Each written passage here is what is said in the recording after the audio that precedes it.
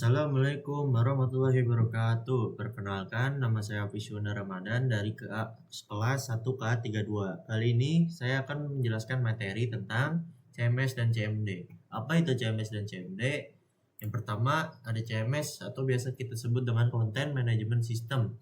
Adalah sebuah platform atau perangkat lunak yang memungkinkan pengguna untuk membuat, mengelola, dan memodifikasi konten digital di sebuah situs web tanpa memerlukan keahlian teknis yang mendalam dalam pemrograman web. CMS mempermudahkan pengelolaan konten seperti teks, gambar, video, dan dokumen lainnya melalui antarmuka pengguna yang intuitif.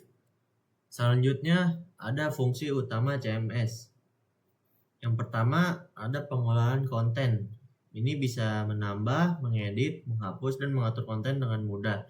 Yang kedua, ada pemisahkan konten dan desain. Konten biasanya terpisah dari tata letak atau desain, sehingga desain dapat diubah tanpa mempengaruhi konten. Yang ketiga, ada kolaborasi tim. Nah, mendukung banyak pengguna dengan tingkat akses yang berbeda untuk mengelola situs bersama-sama.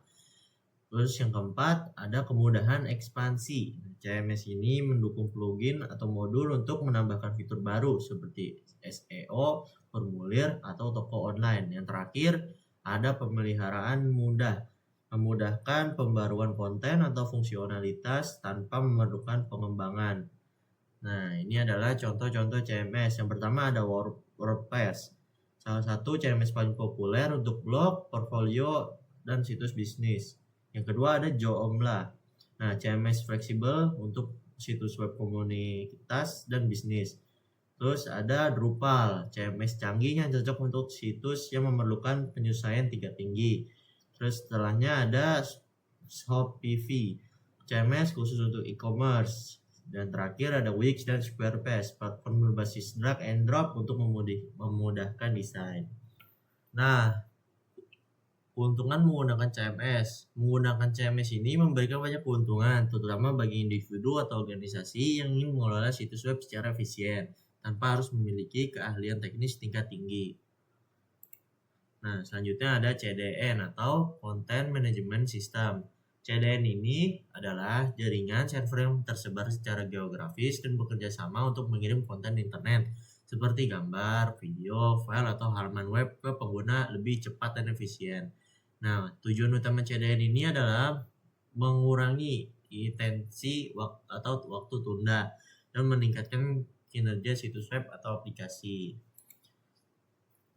Nah, fungsi utama dari CDN ini adalah yang pertama ada meningkatkan kecepatan akses. Nah, CDN memastikan konten diambil dari server yang terdekat secara geografis dengan pengguna.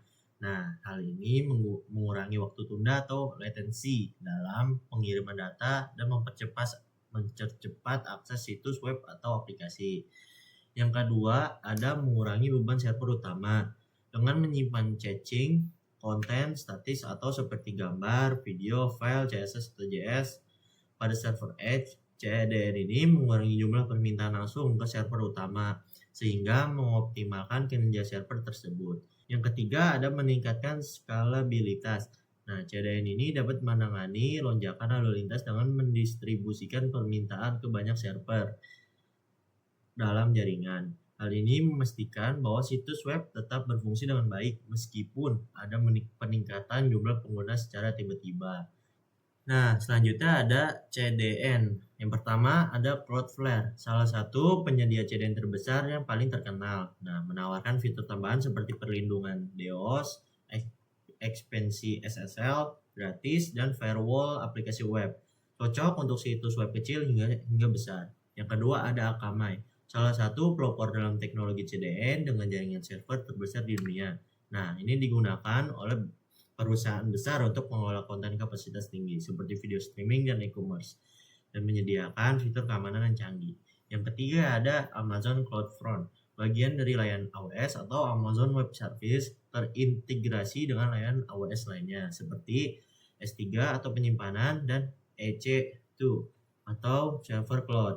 Cocok untuk pengembangan aplikasi menggunakan ekosistem AWS. Yang terakhir ada Google Cloud CDN. CDN yang terintegrasi dengan platform Google Cloud menggunakan jaringan Google untuk mengoptimalkan pengiriman konten dengan literasi rendah.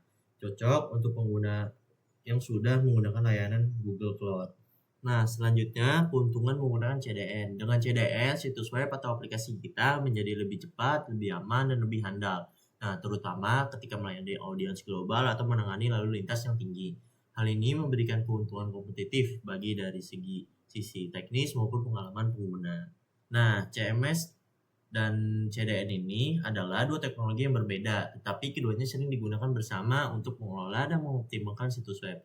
Berikut adalah perbedaan utama antara CMS dan CDN. Fungsi utama CMS memungkinkan pengelola konten seperti membuat halaman, posting blog, dan toko online, seterusnya, dan fokus pada aspek manajemen konten dan desain situs. Sedangkan CDN mengoptimalkan pengiriman konten untuk mempercepat waktu, muat situs, dan meningkatkan kinerja, dan fokus pada distribusi konten dan pengurangan latensi.